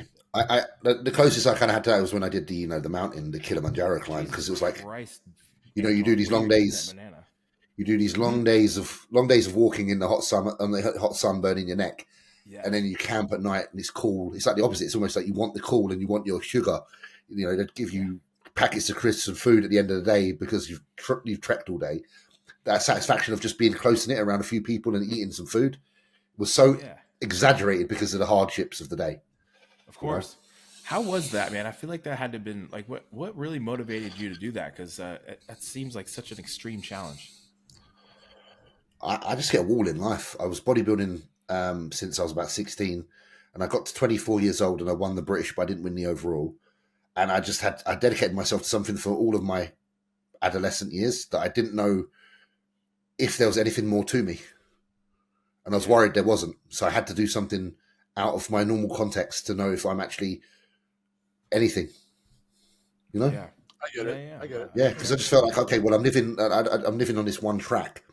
It kind of helped me because then when I came back and I started competing again, it gave me the answer at least that my bodybuilding does mean something to me because, again, the absence of it let me know that I loved it. Good. Yeah. How long was that hike? I think it was about 10 days, like 7 up, 3 down, something like that, which was really cool. Really cool. Yeah, that's incredible. I'm not a very sociable person, and the fact that it was a forced social experience was very good for me. Yeah, like a sense of community. It was social as you did that, huh? Yeah, because you get quite a few groups of people going up.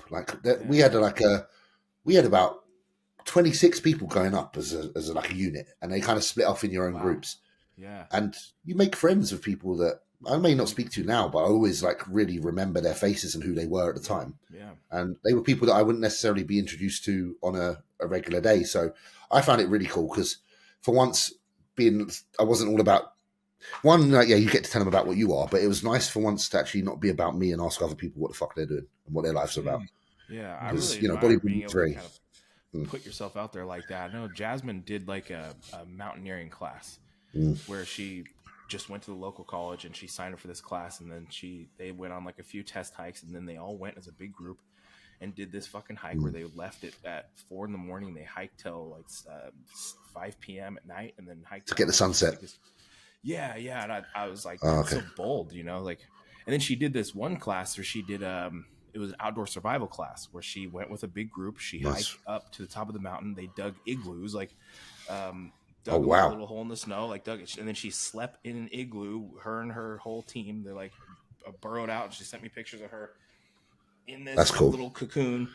Yeah, and then they hiked down the next day, and I just was like, it takes guts to do that, and it takes you got to be brave, not just to do the journey, but like you said, to kind of integrate yourself with the community, Yeah, I think it becomes harder and harder the older you get to want to integrate because, unfortunately, we're presented with so much negativity on whatever platform it may be, that we almost become recluse, fearful of the outside, and we wish to just keep to ourselves because we know it's safe.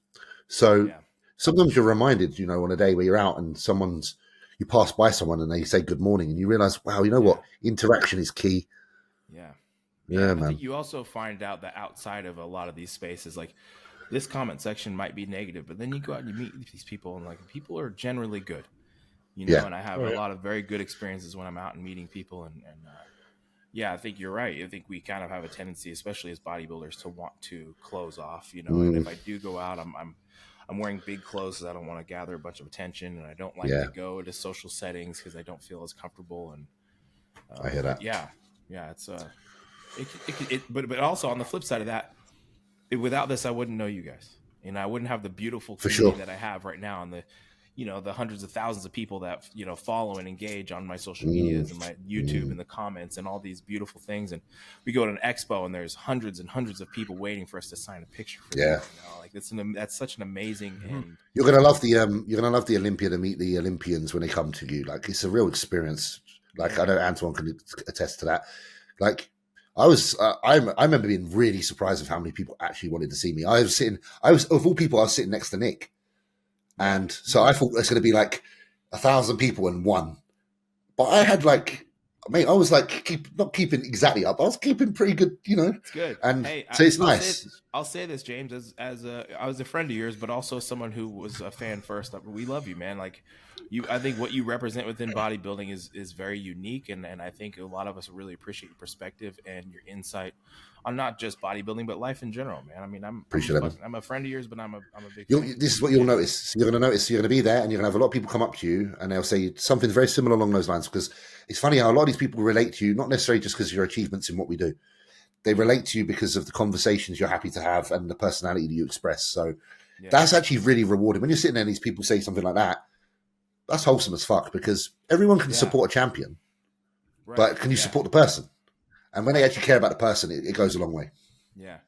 Yeah, we all are fans of certain physiques, and, obviously we're fans of people who can win and achieve things, but that doesn't always correlate with the person. We're not always a fan of the person, No, for sure. I think that's there's been many a champion that's probably not a person you really want to support other than their achievements in the sport or whatever. No, I am very much looking forward to it. That's honestly, that's not really something I've thought about. I think I get a little zeroed in just on the goal, just looking at my fucking glutes every day, and that's kind of for sure. My fucking glutes, bro. How often the home you look at yourself and like pinch your belly, you pinch your lower back, look at your glutes? Man, I try to not be too neurotic with it, but we all do it if you don't turn to the side and hit your glutes every morning in the mirror, or like kind of check your obliques, like I don't know, I feel like everybody does it. Yeah, they do. What I do the last 4 weeks, because the lighting in my place is not good compared to the gym when you're pumped up, right? So I would just wear long sleeve or a very loose t-shirt, so I can't even look at myself. So because my place is here's all mirrors, so it's like if I look at my place in the mirror, I'm gonna start be like, oh, what the fuck's going on, man? At night you're flat and watery, and the bad lighting. It was fucking with my head too much. I would force myself not to look at myself. I told Jasmine the other day, because I have a posing room, and I think I put it on my story, and it's people have seen me in it, but for whatever reason, the lighting in that posing room is just terrible. It just makes me look so bad. Yeah, some just ain't that great. I have light floors. The hardwood floors are really light, so I think it bounces off it. It bounces off it and it washes you out, and then it creates a lot of shadows, to where I just always look watery and shitty in that room. And I text Jasmine the other day. I said, I'm done posing in this posing room because I can't take the hit to my fucking ego. Yeah. Like every time I'm like, I cannot fucking do this, as I walk out of that room feeling bad about myself every time. So I've been coming back home and getting in my usual check-in spot with some natural light and posing post-workout there, just because I look better. Yeah, again, it's an actual accurate representation. It's hard. You just need a bit of natural light, don't you? Natural light's always the one. Always the one. Yeah. So it's, you just got to be mindful of these things, because they can fuck with your head. Mate, you can honestly, I've had it. I had a friend of mine who coached me in 2014 come to my house. He looked at me in the light in my house. He was, where's all your fucking detail gone? And I was like, bro, it's just the light, I promise. And I went on to win the British that year. So it just shows. So is this at home or the light in the gym? What are we looking at? This is at home. That's at home. Yeah. Yeah, so you've got the dark floor there. So yeah, you can obviously see, you get the appropriate amount of light. It's not washing you out. If that was in the gym, like you say, on the white floor, you're going to notice that there's no shadowing at all. Like, because you need it to have a natural shadowing. Yeah. And I think it's out here. Let's see if I can get that to adjust. But it's just like, God damn, I don't know what the fuck's going on here. Mine does that as well. It's that autofocus life. Yeah, it just plays with my head, and then I'm thinking like, oh fuck, I'm out of shape, I'm fat, I'm watery. I'm texting Matt like, I don't know what's going on, man. I'm like, I'm gonna have to lower my carbs. Yeah. And then you just ride the bike a little harder, and you don't need to do. But overall, I've been able to manage that a lot better than in the past, because I think as we get a little more experienced and we understand also how body weight fluctuates. Like today I was up 2 pounds after 2 days of pushing really hard. Yeah, You know, just a so bit you of kind like, of go. It's hard. It's hard, but you like. It's just a little bit of water and inflammation. You know that. yeah, it's it's just not. the body being like, oh, I'm a bit tired. Yep. You didn't put on any body fat. I didn't sleep great last night. So like if you're able to be, you know, practical within your thought process and not let that stuff get to you. But in the past, I see that I start panicking, you know, but I'm like, oh, whatever. I'm probably going to pee a bunch tonight and I'll wake up lighter tomorrow. You know, but That's how I am. I'm like, I don't mind now. Like, I'm like, I don't care if I look like a fat fucker at the end of the day. Yeah. Oh, end of the day, like I'm a bit bloated. I'm like, well, yeah, you had 7 liters of water. You just ate a fucking meal and pounded. It took all your nighttime supplements, and you know, like, so, like, yeah. I look in the mirror at night. And I go, oh god. Don't even look at the mirror. I'm like, the show isn't at nighttime. The show isn't after my last meal. Yeah. So I mean, listen. I mean, at the Olympia, it will be at nighttime, but also there's going to be, you know, I'm not going to have 7 liters of fucking fluid. In my gut and you prepare. It's prepared for. It's not so, you know. Yeah. Yeah. So it's, you know, the mind, we talk about how the body follows what the mind says. So if you honestly keep telling yourself you look like shit, well, your body's you start looking like shit for real. Yeah, seriously. Well, you don't want to act like you do, you know? Yeah.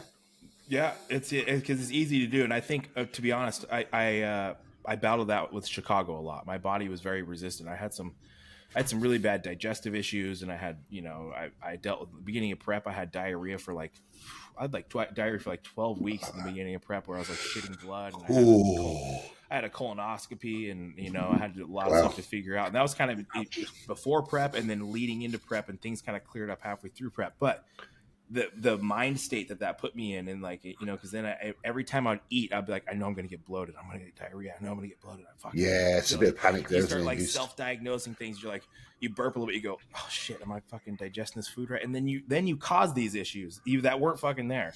If you could just calm the fuck down and eat your chicken and rice, you know. But sometimes you just get in your head, and like, you can convince yourself stuff's going on. I mean, listen, the placebo trials are effective because placebos work.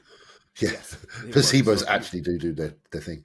Yeah, they do their thing. So like, if you're, you know, telling yourself and convincing yourself that you're having digestive issues, you can trigger them, you know. And they're going to start coming out of nowhere.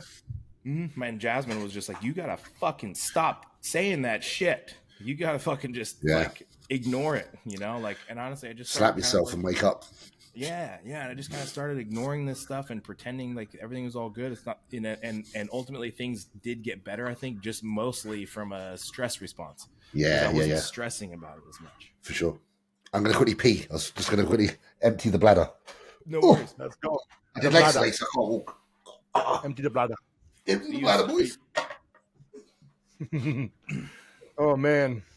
So do you have any plans after the Olympia, like to relax a little bit or something, or you know, Sunday my folks are there, so I'm not. Well, my dad's gonna be there, and my sister and my brother, and they kind of want to go to Disney World and do that whole thing, but I don't know if I'm gonna be able to do it, man. I think I'm gonna be too burnt out. So I kind of told him, I was like, I'm going to probably sleep as much as I can. I want to wake up and go have breakfast whenever I feel like it, leisurely.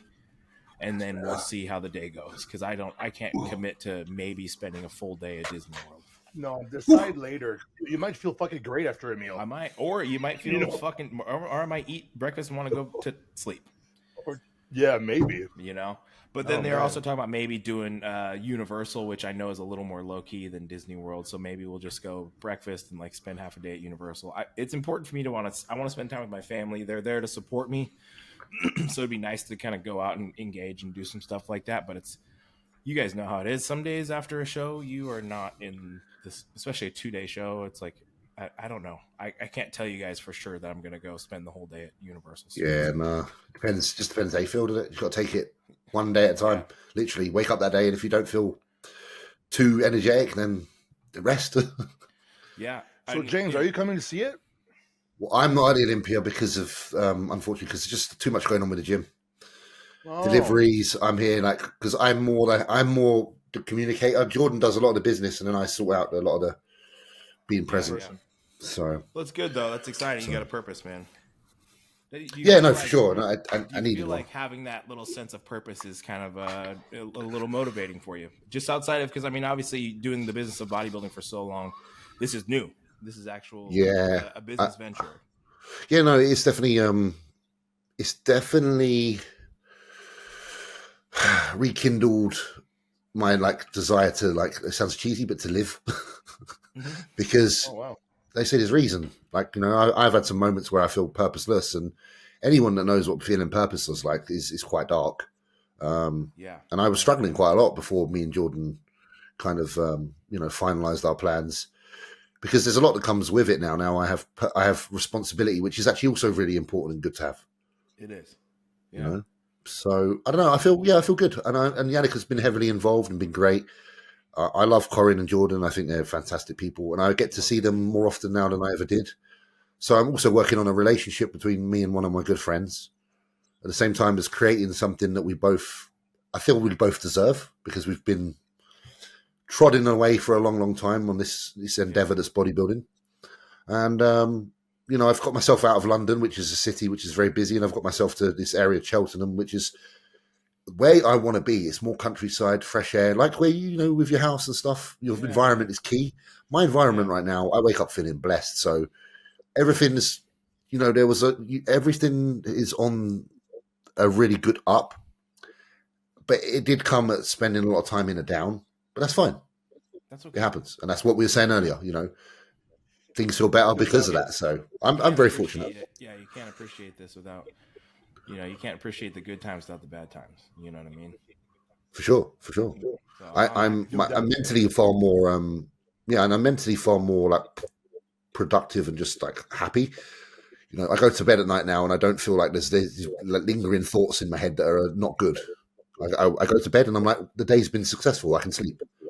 Yeah. So, well, I can speak on that just from like a business standpoint. A lot of times for me, my business slows down a lot during the winter time. Yeah, so it can be quite hard hitting, I suppose. We have like big, heavy, busy summer seasons, and then the winter really slows down, and there's just not much going on. And I find myself, the word depression is a big word, but sometimes you fall into these states where you're like, I think I might understand a little bit about what people are feeling. Like I think what it is with depression, small way, Jay, is like, I think the thing with depression, there's more roads to it when there's more things lead to that direction. There's more things that can get your attention and take you to depression now than ever before, because of all this, just because of how many things are going on in the world and the connectivity and the exposure to things.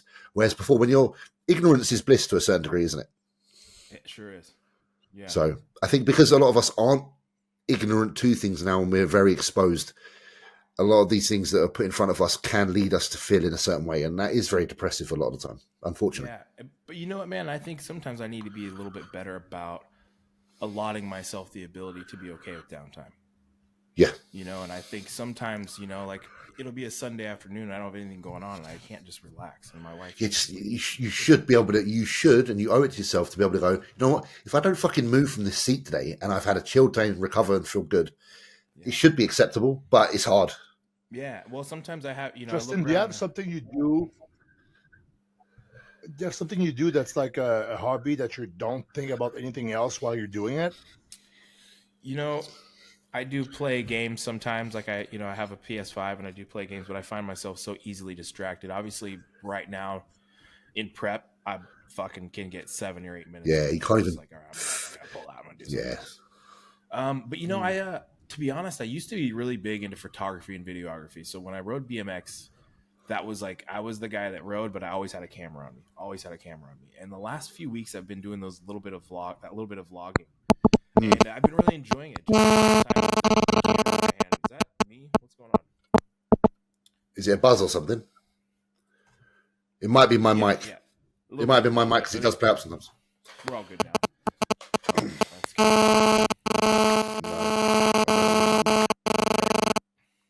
that me? I think it might be me. I'm messing with this fucking wire. We could be getting some feedback because I can't hear anything. Anyway. I've been doing that little bit of vlogging and just kind of spending some time with my camera, and I've actually been really enjoying it. And I did just order a new camera setup. I got like a new Sony camera and a lens coming in, and we got like an A7 or something. It's actually I got the ZV, the ZV-E1. Yeah, that's meant to be really good for vlogging. The ZV. Yeah, so that's the ZV-1. That's exactly what I have here. So I have that, and that's what I've been vlogging with is just this little ZV-1. But I got the ZV-E1, which so I end up spending like $2,300 just on the body and then another $1,000 on a lens. And Yeah. And but it's like that kind of back to my roots. I used to invest in camera equipment, and I was really into photography. And every family function, I was always the guy that had the camera, and I just took fell the out snaps. of that. And it's like it's perishable knowledge. You forget how to use these cameras. You forget the things that you used to do. Like I used to edit video, and now I'm like, I get on Final Cut Pro. I don't even remember how to edit anything. I don't know how to use my photos. These are skills you need to nurture to keep them existent. Yeah. Yeah, so it's like I said, it's perishable. So I've been kind of tinkering with that, and just kind of I'm kind of excited to get my camera in and maybe get into a little more content creation. I think people seem to be responding to like the vlog aspect of things. It's a little more personal, a little more intimate, and I kind of like being able to let people into my life a little bit more like that. So I want to get into a rhythm of the vlogging and kind of invest in that. I think that's great. Going to be a good thing for me. Yeah. But aside from that, man, I bodybuilding's so all consuming. I don't really have anything outside of that I'm really doing, That is literally, boys. That's why I play. That's the only reason I play Call of Duty, just to give me one thing that just pulls me away and makes me not even think about training. Yeah, it's great though. It's great. I actually just bought the new Mario Brothers, and I've been Wonder. Yeah, Wonder. Yeah, Wonder. Yeah. I've been playing it looks sick. cardio. It's sick. Okay, so Switch. Yeah, Switch. Dude, there's a guy on YouTube called Ryu Car. Yeah, I don't know if you've watched him, but he does all the speed runs on the Mario games. And I watched him speed run Mario Wonder in 2.5 hours, the whole thing. Whoa. What? I've got 2.5 hours. First time you played it? I'm No. still like in the first world. No. It's brilliant. Some of the elephant power up. Yeah, the elephant power up. It's cool, dude. Honestly, I'll have a lot of fun with it. Like today, I did my first 30 minutes of cardio playing that, and it ripped right through. It was fun. So honestly, I used to be big into games. That was something I was super into. I used to love playing. Like I used to play Call of Duty all the time. I was big into zombies. Like I would be running 40, 50 rounds playing zombies online with my friends. And you just kind of go through rhythms where you fall in and out of that type of stuff. Yeah. And right now, I didn't game. Sorry, Justin. No, that's okay. So you didn't game until you got older, huh? I didn't game. I used to game loads, and then when I was in pursuit of turning professional, because I really was one of those bodybuilders like I want to turn professional. All those years I didn't play shit, and then when I turned professional, I was like, do you know what? I fucking treat myself now. I'm going to start playing games. So are you still you stream? Yeah. Yeah, I stream sometimes, but I don't have a massive viewing. I know Antoine does some streaming now as well. I started 2 weeks ago. Yeah. Oh, really? On Twitch? Yeah. Yeah, I do this. I play some music on Twitch. I just started that 2 weeks ago too, and I have the remote play with PS5 makes it so easy to like play to stream.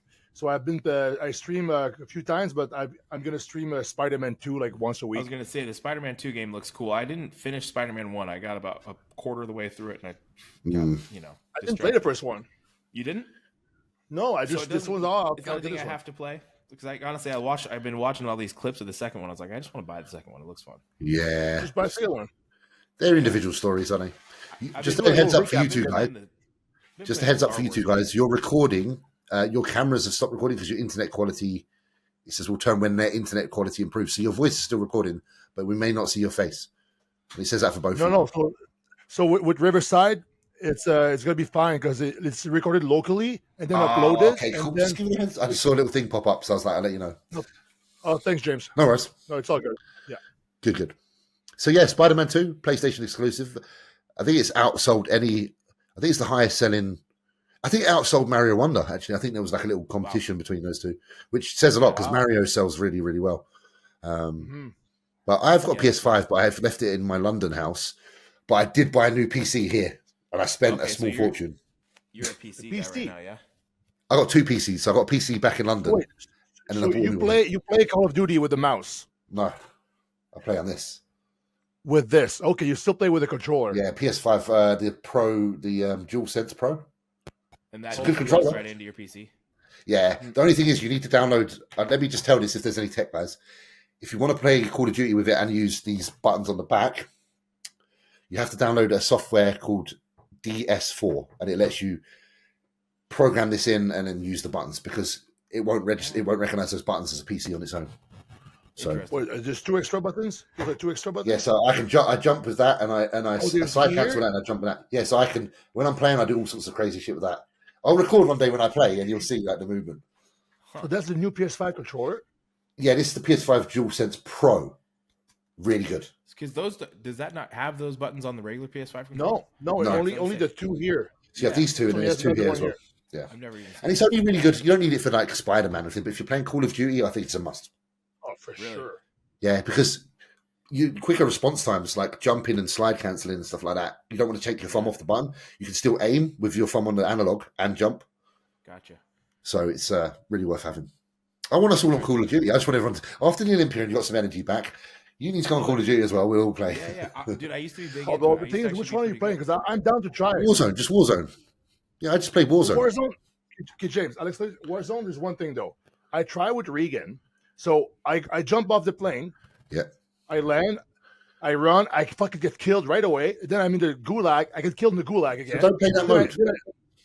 Don't play that mode. What the fuck? I don't like that mode. I like when you just die, you respawn right away. Come on with me and my friends, and you play Resurgence, which you instantly respawn. Okay. I like that. That's a good mode. I only play that, so we can play that. James, just text me when you're playing. I'll hop on. Okay. I will. Yeah, so it's called the Warzone one. Modern Warfare 2, right? So yeah, it's Modern Warfare 2. Download obviously Warzone, and it's the Modern Warfare 2 Warzone. And listen, we'll stream on Twitch. All of us. We'll build a little bodybuilding community of gamers, and the world will change. I'd love it. That sounds amazing. Let's do it. But I am planning. Me and my friend do host competitions actually, and we're going to host a tournament where there's prize money. So if you guys eventually want to jump in on this, whoever wins, I'll probably give away maybe a £200 win to the winner, and then maybe 100 to whoever comes second, and 50 to whoever comes third. So little community. I'm so rusty. I'm not good right now. Yeah, you need to pair up with someone good. You two can go together. I just need to listen. I just need to play and get my groove. I just need to get my groove back. I can imagine Justin to be a bit of what we call a sweat. I can imagine him being good after he's had a few games. I used to be all right. I was never exceptional, but I was pretty good. Modest man. When you say you was all right, you was probably really good. I wasn't really good. I used to, good enough. So I played online Modern Warfare 2, the first Modern Warfare 2. I played online when it came out over 10 years ago. Yeah, on the Xbox. And I would finish the matches first. Yeah. At some point. But then I would stop playing 3 days, and I would get killed right away. The skill people get so good so quick. I'll still hit landing first every once in a while, just jump on and still play. So you are good. I mean, Jimmy, decent enough, but when's the next time you're gonna play? But I play every night. So at this time, I'm normally every day I'm playing. Oh. Every day. Well, damn. I'm gonna text you now. I'm gonna try to go. Can I be on your team though? You can. I play with one of my really good friends, a fella called Mitch, and me and him play, and we got 2 spaces all the time, most of the time, if anyone wants to jump in. So the thing is, if I play in your team, are you going to be mad with your points? No, he'll carry us. Don't worry. My mate Mitch is really good. He'll carry us to the victories. We'll be fine. We'll be fine. Because I need to practice. I don't want to fucking die and wait 10 minutes to play. Yeah, no. With the Resurgence, you come straight back in. The map gets smaller, still the same thing, and it's last team alive wins. That's awesome. Brilliant. See, because I just got stuck just playing team deathmatch because it was just. I found it boring. Yeah, I got bored of that. You'll like this mode so much more. Yeah, you'll like this mode. Okay. So it's really invigorating, and I love it. I probably like it too much. It really. If I have a day where I don't play a game of Call of Duty, I actually feel like the day's been a bit shit. Dude, I've been there. I'm telling you, I used to be fucking majorly hooked on this stuff. Yeah. Yeah, man. Well, I'm gonna have to get us all hooked again. I'm sorry. Bring you back. I don't care. I'd love it. Listen, I'm gonna go. I didn't spend all this money on a fucking 75-inch TV and a PS5 for nothing. Yeah, exactly. Yeah, let's play. Yeah, man, definitely. I look forward to that. I'll let you know for sure. And also, I think the sense of community, if I'm able to get on with my friends, because I hear you talking about that. You're like, I have a Discord. Okay, so because you have Discord on your PlayStation. Yeah. So if you're on PC or PlayStation, you can have Discord where basically it's like this while you're playing. So you can obviously, because you're going to be playing on one screen, you won't be able to see. You can hear. But if you did have a second screen, you can actually have this up and play, which is really good. So I can see my friends there, and I'm playing. You guys have the dual screen set up. Yeah. Makes so sense. It's just fun. My screen is this wide. You could probably do it, and I think you could just have 2 windows open on the same screen. Yeah, I've done it. So I have the one screen where it's the remote play PlayStation. Yeah. I have the Twitch on my other computer there to just see the stream. Yeah, I have the chat there if I need to talk or whatever. It's a really the Twitch experience is really cool, and you do feel actually when the people come into the chat and say hello, it's quite rewarding, even though it's only a small community. The people that come on, they genuinely must like you because they come on to watch you live. Yeah. So I don't know, it's quite rewarding, even if you only get 10, 15 people watch, but you get to know them. So it's quite cool. Yeah. Yeah, so when I get online on Twitch now, there's like the same 3 people all the time. And that's your team now. That's your guys. They will be there for life now. Yeah, one guy bought like 20 subs to all the people in the chat. Yeah. Like, what? It's good because you make a little bit of money as well. That's like £3. I think it's like $3, whatever, 49 per sub you keep. Yeah. So yeah, $55 in right now. Yep, that's perfect. Fuck it. So half a we'll sort it out. We will sort it out. Exactly. Yeah, man. Oh man, I'm gonna play. I'm trying to see when I can play on my schedule. What time do you start? At your time?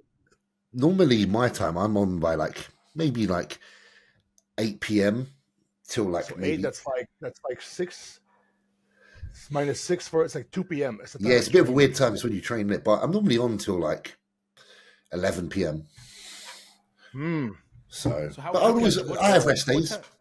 What time is it now over there? You're like what, 6 8 hours ahead of us? Yes, it's 8:46 for me, so it's nearly 9 o'clock. 8 hours ahead. 8 hours ahead of where I'm at. 5 hours. Yeah. 5 hours ahead.